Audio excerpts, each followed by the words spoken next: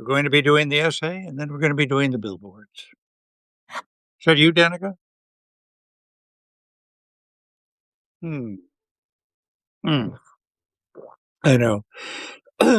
Sorry, let me clear my throat again.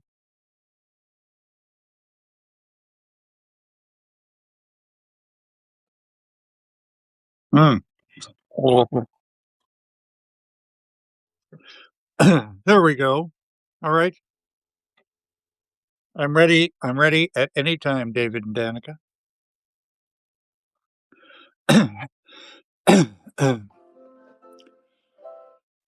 The Lincoln Memorial Reflecting Pool has witnessed more than a century of American history in all its heartbreak and majesty. Crowds have gathered around it in protest and in praise to denounce American wars and hear great voices sing and speak. Today, it's at the center of a slimy controversy. President Trump said in April he found the water in the reflecting pool filthy, disgusting. Filthy and disgusting. He authorized a no bid contract to resurface the basin of the 2,000-foot long pool and paint it American flag blue in time for July 4th celebrations. I have a guy who's unbelievable at doing swimming pools, the president crowed before the National Park Service gave out no bid contracts for sealing and upgrades. After weeks of renovation, the project has cost taxpayers more than $14 million, and the reflecting pool looks green. And I mean green, like the Chicago River on St. Patrick's Day. That river has dyed green for a day. The Lincoln Memorial Reflecting Pool is green because of algae. Look, algae happens. It's clouded the reflecting pool since it was first filled in 1923. Algae blooms flourish when sunlight falls on warm, sluggish water, like you'd find in a shallow, still pool absorbing the glare and swelter of a Washington, D.C. summer. But University of Virginia satellite analysis commissioned by the Washington Post saw more algae in the reflecting pool this month than at any other time in the past 5 years.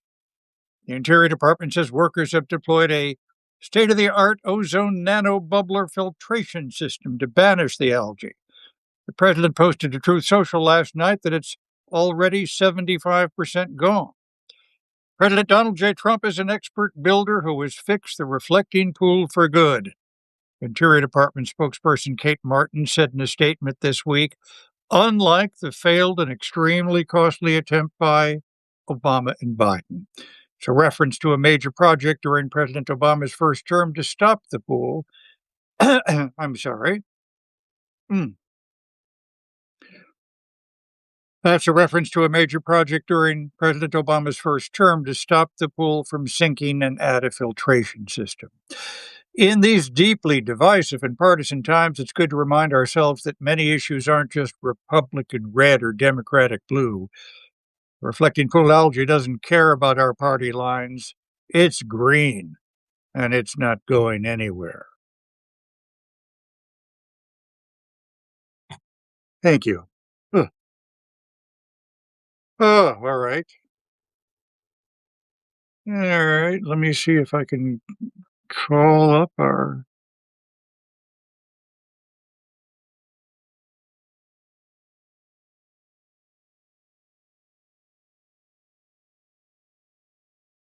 Billboard one.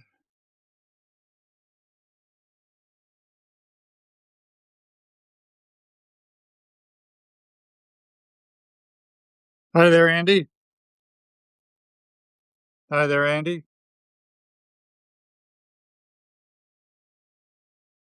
Two billboards. Two billboards, no waiting.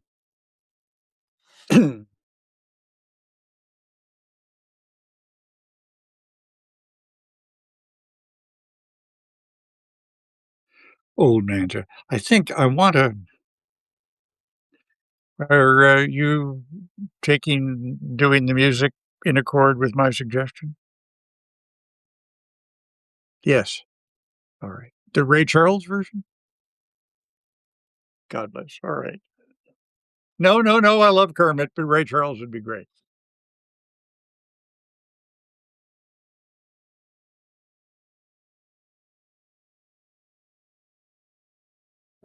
From NPR News in Washington, D.C., this is Weekend Edition.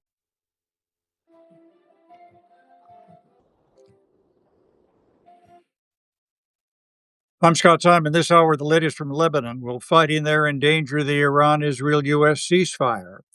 Ron Elving on the Week in Politics. Also, how millions of people with retirement accounts might own SpaceX stock and not know it. Then,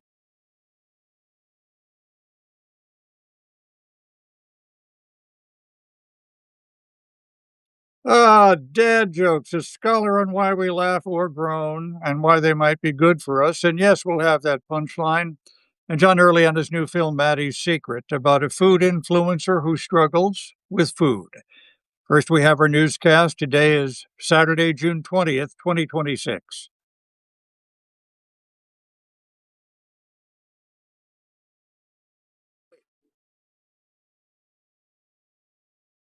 All right.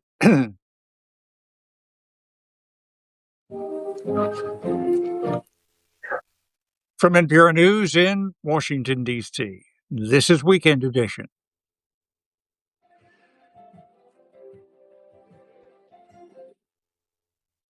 I'm Scott Simon. This hour, Ohio's Republican Governor Mike DeWine on why he believes the death penalty law that he helped pass should now be abolished. Then people in our polls speak out about President Trump's performance in office so far. And then Judy Bloom shares one of her early unpublished stories. You were a kid. Tell us what you did. Okay, I'll tell you all the things I did when I was small. I stuck my thumb and loved a bear. One time I cut off all my hair. And then she talks about her extraordinary career that followed. First, we have our newscast. It's Saturday, June 20, 2026. Thank you. Now I'll never do that again, thanks to you, David. What a way. All right. I probably won't even be able to do the page live, right?